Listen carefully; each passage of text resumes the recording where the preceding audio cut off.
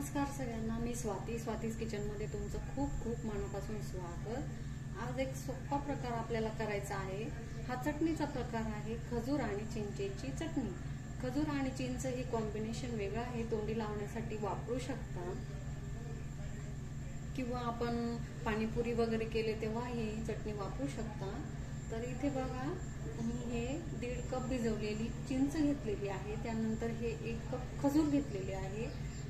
आता हे काय करायचं आहे, मी इथे भिजून घेतलेली आहे ही खजूर आणि चिंच। आणि हे आता आपण, तुम्हाला जर खूप घाई असली तर खजूर थोडीशी गरम पाण्यामध्ये किंवा खजूर थंड पाण्यामध्ये भिजवून घ्यायची, आणि घाई असल्यास ही चिंच जी आहे ती थोडी गरम पाण्यामध्ये भिजवून घ्यायची आहे। आणि नसेल घाई तर तुम्ही थोडीशी थंड पाण्यामध्ये पण भिजू शकता। त्यानंतर आता ही चिंच आणि खजूर आपण मिक्सरमध्ये बारीक करून घेऊ। आता बघा, इथे हे 1 वाटी मी ही चिंचेचा पल्प हा बारीक आपण भिजत घातलेली होती ती दळून घेतलेली आहे। त्यानंतर अर्धी वाटी ही खजूर आपण दळून घेतलेली आहे। आणि इथे ह्या 2 वाट्या भरतील इतक्या मी असा गूळ घेतलेला आहे, तो असा कापून घेतलेला आहे, त्यामुळे मी तो कमी दिसतो आहे। आता काय करूया, हे एका गाळणीने आपण गाळून घेऊया, जेणेकरून त्याच्यामध्ये जे काही बारीक कचरा असेल ते निघून जाईल। इथे माझ्याकडे अशा प्रकारची चाळणी आहे, त्याच्याने मी गाळून घेणार आहे। हे बघा, जे काही टरफलं असतात चिंचेमध्ये किंवा बारीक ज्या काडक्या असतात त्या निघून जातील। अशा पद्धतीने हे चाळून घ्यायचं आहे। हे बघा, त्यानंतर खजूर पण आपण तसंच गाळून घेणार आहोत, जेणेकरून त्याच्यात जी काही कचरा वगैरे असेल ते निघून जाईल। हे बघा, अशा पद्धतीने गाळून घेणार आहोत।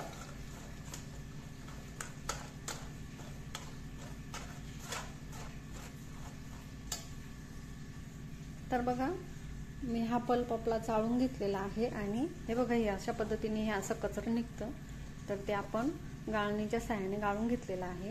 आणि हा पल्प बघा, अगदी चिकन मस्त असा सुंदर झालेला आहे, म्हणून हे गाळून घ्यायचं आहे आपल्याला।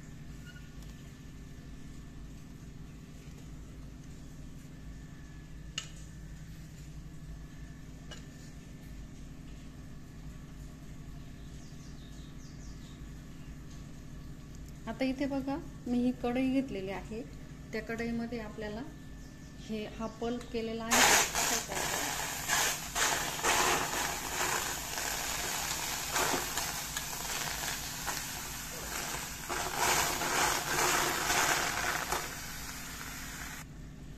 आता ह्या कढईमध्ये आपण हा खजूर आणि चिंचेचा जो पल्प तयार करून घेतलेला होता तो टाकलेला आहे।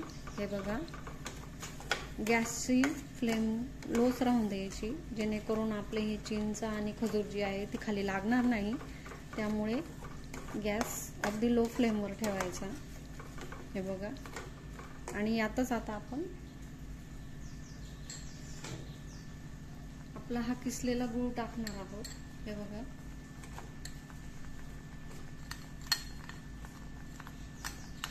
गूळ शक्यतो किसूनच घ्यायचा, जेणेकरून आपले जे गुळाचे खडे त्यामध्ये राहणार नाही, पटकन त्यामध्ये मिक्स होतील। हे बघा, यामध्ये आता चांगल्या प्रकारे मिक्स करून घेऊया। याला ढवळत राहायचं।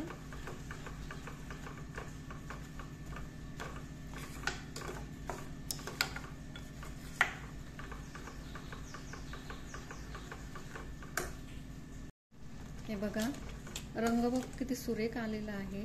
याला आता आपण असंच मंद गॅसवर हलवत राहूया, याला सतत ढवळत राहायचं आहे, जेणेकरून हे खाली लागणार नाही।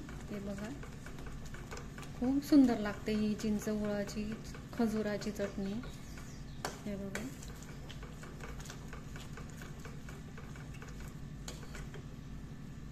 बघा तुम्ही, हे चटकन खाली पडतंय, तोपर्यंत अजून आपली ही चटणी तयार झालेली नाहीये, तर आपल्याला अजून ही हलवायची आहे। हे बघा,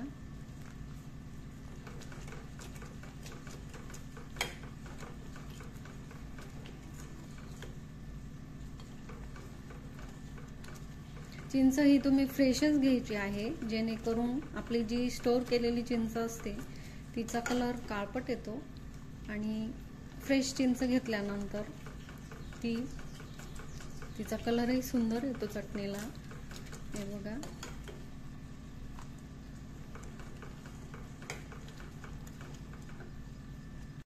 आता बघा हलवून हलवून आपण हे आटवलेलं आहे। तर बघा, हे एकतारी पाक कसा म्हणतो तर तसा या चमच्याच्या साहाय्याने आपण हे ओळखून घेणार आहोत। हे बघा, हे चटकन असं खाली पडत नाहीये, तर ही आपली चटणी आता तयार झालेली आहे। जर तुम्हाला हे असं समजत नसेल तर आपण काय करूया, एक वाटी घेऊया, त्या वाटीमध्ये हा 1 ड्रॉप टाकूया आणि तो थंड होऊन देऊया, म्हणजे आपल्याला कळेल। आता बघा, आता आपला ड्रॉप थंड होतोय, तोपर्यंत तुम्ही जर माझ्या चॅनलला जर नवीन असाल तर नक्की सबस्क्राईब करा आणि लाईक करा।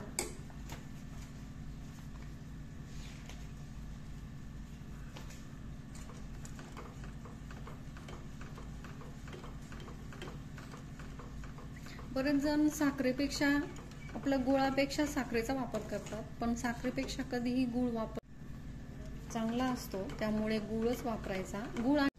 आता बघा, हा जो ड्रॉप घेतलेला होता आपण, हा चेक करूया, थंड झालेला आहे। हे बघा कसं दिसतंय हे, म्हणजे आपला हा पाक तयार झालेला आहे ना। आपली चटणी पण इथे आटून तयार झालेली आहे। बघा, अशा पद्धतीने ओळखायचं। जर तुम्हाला स्पॅच्युलाच्या साहाय्याने ओळखता येत नसेल तर हे बघा। आता काय करूया, यामध्ये थोडेसे आपण मसाले टाकूया।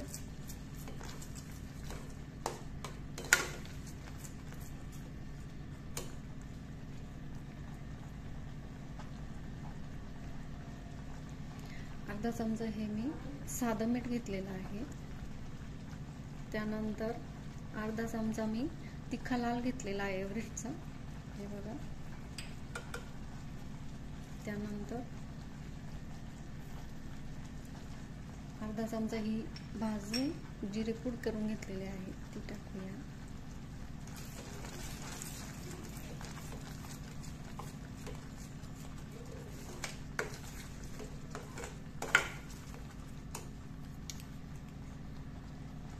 त्यानंतर अर्धा चमचा हे ब्लॅक सॉल्ट घेतलेला आहे मी, सेंधव नमक, हे टाकूया। हे बघा,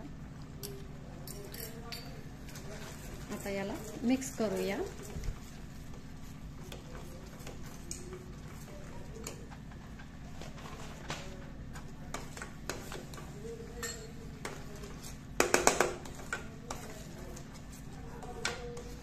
आता या सगळ्या पदार्थांची चव या चटणीमध्ये इतकी छान उतरते, चटणी जशी तयार होईल तशी हिला चकाकी येते। हे बघा, आता हा पल्प कसा झाला आहे बघा तुम्ही। आता हा आपण थोडं थंड होऊ देऊ, तोपर्यंत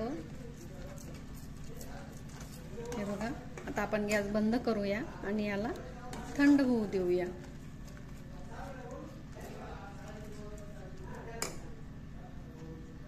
आता हे आपण कढईमध्ये आहे तोपर्यंतच याची चव घेणार आहोत। हे बघा, म्हणजे आपल्याला कळेल काय कमी आहे काय जास्त आहे।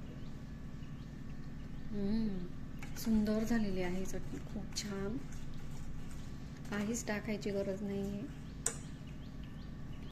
आता काय करूया, आपण हे एका बाउलमध्ये ही आपली चटणी काढून घेऊया। रंग बघा तुम्ही किती सुंदर आलेला आहे, हे बघा।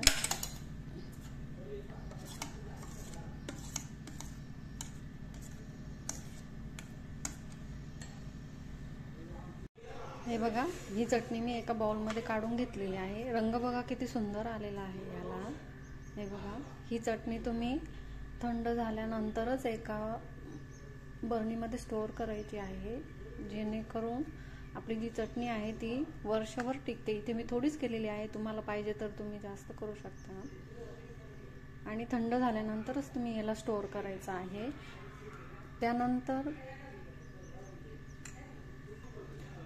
तुम्हाला ही चटणी फ्रीजमध्ये ठेवायची आहे, बाहेर ठेवायची नाही, जेणेकरून फ्रीजमध्ये ही छान टिकते, वर्षभर राहते. तुम्हाला जर पाहिजे असेल तर तुम्ही जास्त क्वांटिटीमध्येही करू शकता. चला तर मग आपली चिंच, खजूर, गूळ याची अशी चटपटीत चटणी मस्त तयार झालेली आहे. तर कशी वाटली माझी ही चटणीची रेसिपी तर नक्की कमेंटमध्ये करून सांगा. तोपर्यंत खात राहा, खुश राहा, मस्त राहा आणि सर्वात महत्त्वाचं चॅनलला सबस्क्राईब करायचं विसरू नका. थँक्यू.